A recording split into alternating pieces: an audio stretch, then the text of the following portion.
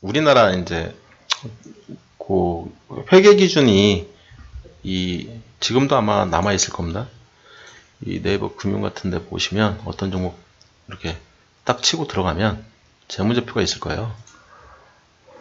그러면 지금은 이렇게 IFRS라고 이렇게 이제 나올 텐데 예전에는 이 GAAP라는 거를 썼어요. 이게 우리나라 로컬 회계 기준이거든요. 그래서 요걸로 보시는 분들이 꽤 있어요. 지금도. 그러니까 주식을 옛날부터 옛날 한 20년 막 하셨던 분들은 요게 편하신가 봐요. 근데 저는 요게 편하거든요. 그리고 제 모든 매매법이 요거 기준으로 이루어져 있거든요. 요거 기준으로 국제 회계 표준. 그래서 제가 그런 얘기를 하죠. 저는 글로벌 표준입니다. 그래서 우리나라 저한테 배우시면 전 세계 어딜 가나 증시는 있기 때문에 먹고 사는데 지장이 없다. 돈만 있으면. 주식 하시면 된다. 정할 게 없으면 주식 하시면 된다. 이해되셨죠? 네. 그래서 이제 제가 만든 매매법 자체가 다 글로벌 표준 지표, 저런 지표들 써가지고 만들어 놓은 매매법이기 때문에 그렇게 하셔도 된다는 얘기를 하는 겁니다.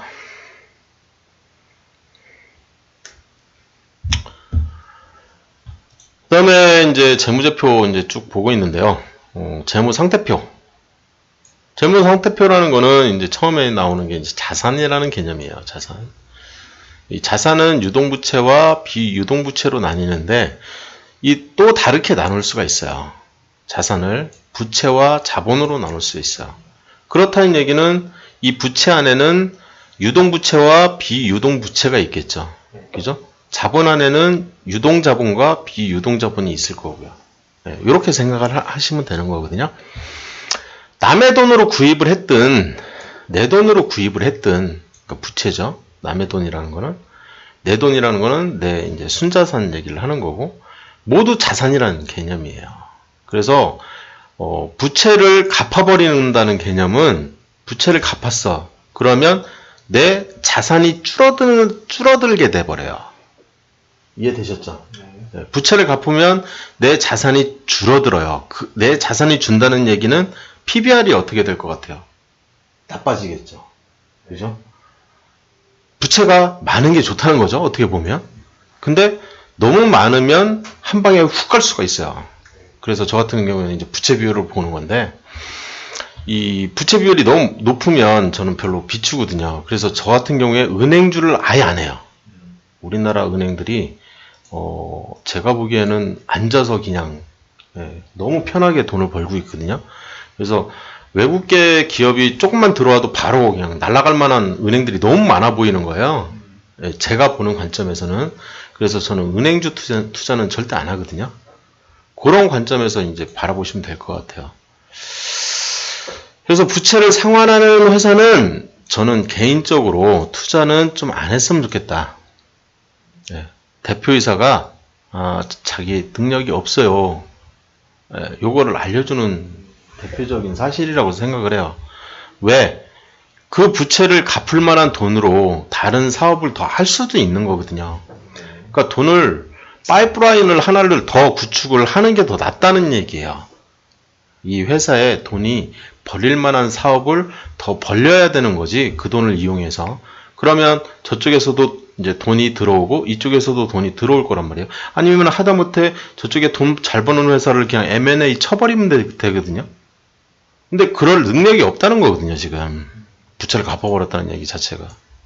그리고 그렇게까지 살고 싶지 않다. 그러니까 안정적으로 살고 싶다. 그래서 부채를 갚으면 단기 약재예요. 근데 장기적으로 봤을 때는 안정성이 확보가 되기 때문에 호재가 되는 거예요. 그래서 내가 단기 투자자다 그러면 바로 파는 게 좋아요. 근데 내가 장기 투자를 하고 싶어 그러면 한두 달 있다가 사면은 거기가 저점일 확률이 상당히 높습니다. 이해되셨죠? 네, 이게 부채 상환이라는 뜻이에요. 그래서 재무제표가 바뀐다 그러면 이 상태표 있거든요. 상태표 쪽에 이 증권통의 정보를 가시면 뭐가 있냐면 이 재무제표 쪽에 포괄손익계산서만 있는 게 아니라 좀 내려보면 현금 흐름표가 있어요. 이 현금 흐름표를 좀 이렇게 내리다 보면 이 현금 흐름의 유입이 어쩌고저쩌고 영업활동, 그 다음에 투자활동, 그 다음에 나오는 게 재무활동이에요. 이 재무활동 쪽에 마이너스가 심하게 있으면 대출을 상환했을 가능성이, 이 부채를 상환했을 가능성이 굉장히 큰 거예요. 그래서 그 가능성을 저는 확인을 한다고.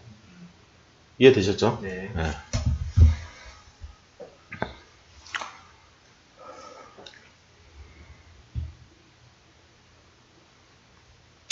이 재무상태표 얘기를 계속 하고 있고요. 이 자산이라는 개념은 그래서 유동자산. 유동자산이 뭐냐?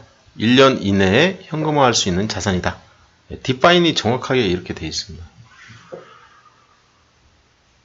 이것 때문에 문제가 되는 거죠. 재고 때문에. 재고. 이게 굉장히 심각한 거예요. 예를 들어서 제가 이제 모나미 예제를 많이 드는데, 왜냐하면 이야기가 쉽거든요, 모나미. 모나미 누구나 알아요, 볼펜. 근데 그 볼펜을 중국에서 만든다고 했을 때, 단가가 우리 일반 시중에 예를 들어서 이 모나미 볼펜을 500원에 팔아. 500원에 파는데 중국에서 만들 당시에 만드는 비용이 한 100원도 안 들어. 50원이야. 그러면 얘를 50원으로 잡을 거냐 아니면 500원으로 잡을 거냐, 갭이 10배 차이가 나버려요. 이해되셨어요? 재고자산을 잡을 때. 그래서 자산을 잡을 때 500원으로 표기하는 기업이 있고 50원으로 표기하는 기업이 있을 거라는 거예요.